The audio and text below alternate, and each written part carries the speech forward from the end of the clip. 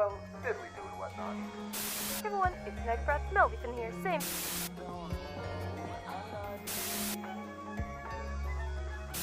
I feel so guilty. I can't go through with it.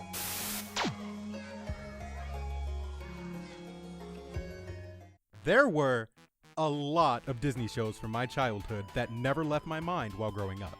Shows such as Yin Yang Yo, Super Robot Monkey Team Hyper Force Go, and Puka come to mind.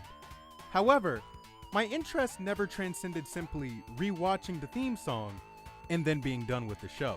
But there's one Jetix show that I had completely forgotten about, yet somehow, deep down inside, I had been craving to rewatch this masterpiece.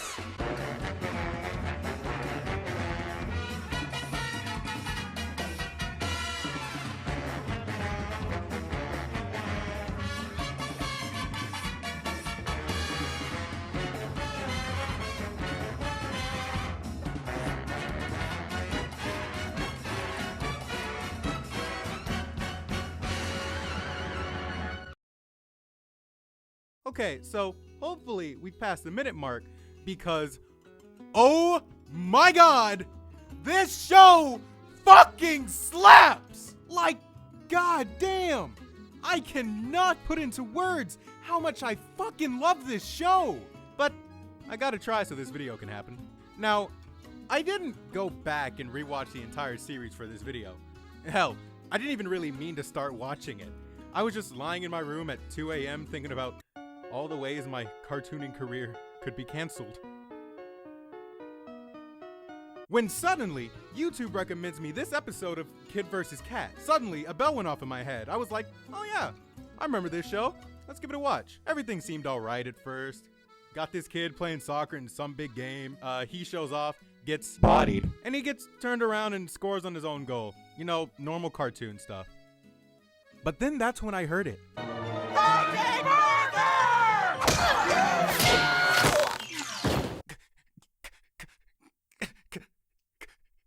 Kathy? Kathy! Kathy Westlook! Spike! Spike! So yeah, long story short, I was so deprived of My Little Pony content that I ended up latching onto this show after hearing Kathy's voice. And yes, I know I could watch almost any Canadian-made show to hear her voice, but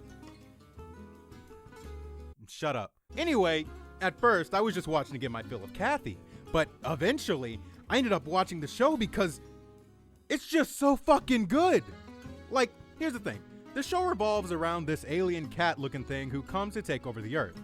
He gets taken in by the Burtonberger family, specifically by the youngest child, Millie, and he uses this pet-like status as a guise to not cause suspicion while he tries to take over the world. However, Coop Burtonberger finds out that Cat is indeed an alien, and does everything in his power to stop his plans. Slapstick and comedy ensues. The plot is super simple and I absolutely adore that. I recently vented that a lot of show creators, myself included, don't know how to keep stories simple anymore. There always has to be some deep, dark twist that inevitably turns the show on its head. Well, Rob Boutier, I hope I said his name right, basically said, you know what, fuck that. Let me make a show where a kid and a cat beat the ever-living shit out of each other because it's funny. And that's honestly the best choice he could have made. The slapstick in this show is on another level. Granted, it's not Ed, Edd and Eddy levels of violence, but it's still good nonetheless. This show takes full advantage of the fact that it's animated to do some crazy shit. For instance, imagine chasing someone in circles so hard that you actually create a real-life fucking tornado. Shit's wild, my guy. And the reason the slapstick works so well is because of the animation style. They chose to minimize the number of in-betweens, yet they still have some wild keyframes, usually filling in the gaps with masterful squash and stretch. It really pushes the limits of what you can do with puppets in Flash. Sometimes, they didn't even fucking use in-betweens, yet they still managed to have some smooth-ass animation. There's one scene in the intro where Coop does a full turnaround with 0 in-betweens, but it still looks gorgeous. Hell, it was so beautiful, I based my animation in the intro off of it. Of course, the slapstick in animation isn't the only good thing about the show. You also have the wonderful cast of characters. Coop Burtonberger is just a 10-year-old kid with too much drip. Nah, seriously, The number of females throwing themselves at this dude is absolutely ridiculous. Most noticeable are these two girls, Phoebe and Fiona. Oh, hello there! I forgot I actually put that in the script. Like it actually says. Fiona's fine and all. She's the niece of Coop's bitch-ass neighbor, Mrs. Munson. We'll talk about her later. But Fiona is basically Coop as a girl, making for an optimal love interest. On the other end of the spectrum, we have Phoebe. Almost every scene she's in is terribly annoying. Oh, no, but please understand, I harbor no ill will towards Phoebe. It's just that whenever she's on screen with Coop, this bitch practically starts popping her pussy in his direction, and this nigga's like, sorry, Phoebe, I'm gay. I mean, damn, Coop, you got a fine-ass Latina booty bumping her way towards you, and you say I'm gay? Well, damn, you might be. I hate this so much. I'm gonna get canceled so fast. This man does literally every sport. Basketball, baseball, hockey, soccer, skateboarding. This kid's basically a young legend. Also, it may not be specified in the show, but I swear this kid got super strength. How else can you explain him taking out a giant metal robot with a fucking branch? Shit's unheard of. But he's never alone in these endeavors. He's always backed up by his main man, Spike. Oh my god, did I actually write Spike? Oh my fucking god, I actually wrote Spike. He's always backed up by his main man, Dennis. Dennis is usually portrayed as the brains of the operation. He's always there, no matter what Coop is doing. Stopping Cat, playing sports, he's right there. He is basically the epitome of, I die for my niggas. I ride my niggas. No matter how dangerous the act, Dennis is always there for Coop. Except when he isn't. This kind of shame won't ever come off, cat boy. You're stained forever, like Harley's underwear. Whoa, dude, that's like a total insult to my tidy whities. Sorry, Coop. It's not safe to be around you right now. The only question I have is, why does Dennis not vouch for Coop whenever he sees Cat doing some shady shit? Like, no one believes Coop when he says Cat is an alien because he's the only one saying it. You'd think that standing up and saying, hey man, this dude ain't crazy, would make Coop seem a little less crazy. And speaking of Cat, Cat is an alien like no other. Probably. He comes from a race of cat-like beings who trash planets they conquer and move on to the next. Like most cats, he has claws for scratching and tearing up this nigga Coop's shit. Unlike a cat, is his ability to heat up his claws to cut through nearly any material he wants. He can walk upright, use doors as he pleases, spit up sentient hairballs, you name it, he can probably do it. He's also a fucking genius and is able to craft anything he imagines from mundane house objects. Oh yeah, he can also do this. Well, that's just fucking gross. It seems like the only thing he can't do is fix his crumbling relationship. It seems like the only thing he can't do is fix his crumbling relationship. In almost every episode where we see him trying to flex for this female cat, he gets gay-mended for no reason. You want to send your main girl some chocolates and flowers for Valentine's Day? Get nuked, my nigga. Sometimes he doesn't even have to be flexing. Sometimes a nigga gets sleepy. You want to take a nap? Boo, nigga, you get trampled by some kids. Some days, he's legit just trying to get home. This nigga's trying to leave, and this man Coop comes in like, You eat all my beans, nigga! But besides Coop and Dennis, there's only one more person who's able to stop Cat's plans, and that person is his owner, Millie. Now, Millie doesn't know that Cat is an alien, because she's fucking stupid. She's also a whiny bitch. And a cunt. And I really just don't fucking like her.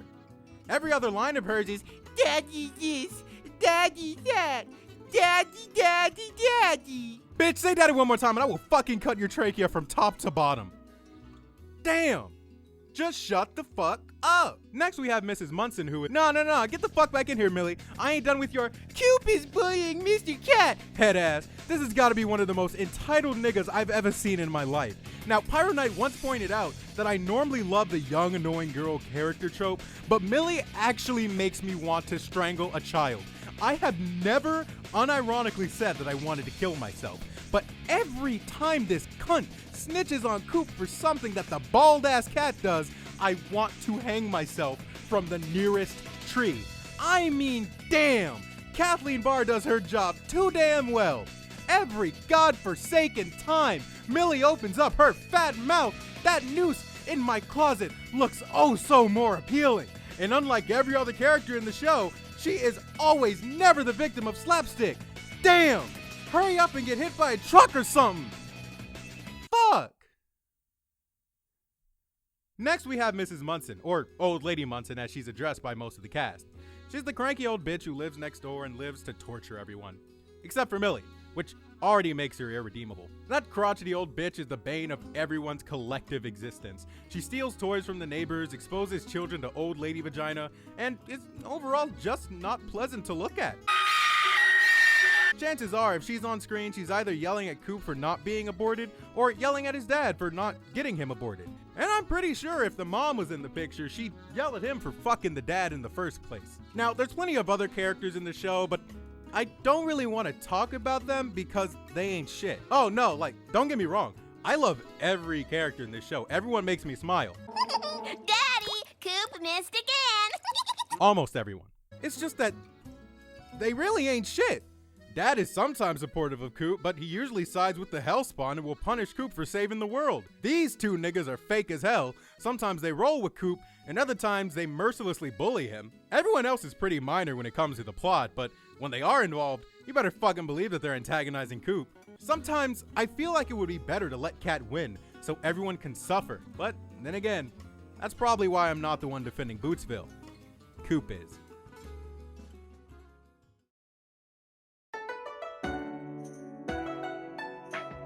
All jokes aside, this show is an absolute masterpiece. Or at least to me it is.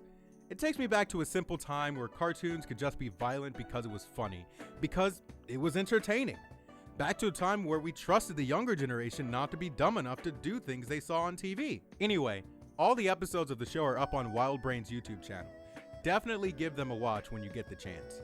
I, however, will be purchasing both seasons on iTunes because this show is too good to be free.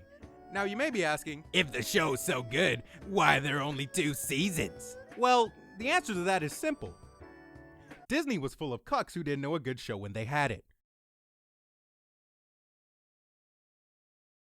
Hey guys, thanks for being so patient while waiting for this review to come out. I know you all are probably getting tired of You Laugh, You Lose challenges, but I needed something to pad out my scarce upload schedule. Anyway, I just wanted to let you know that after February, I'll be taking a short break from the channel to focus on Abridged T and How to Tube. We all gonna make some sacrifices if we want to get to the places we want to get at. So anyway, that's pretty much it. Diddle out.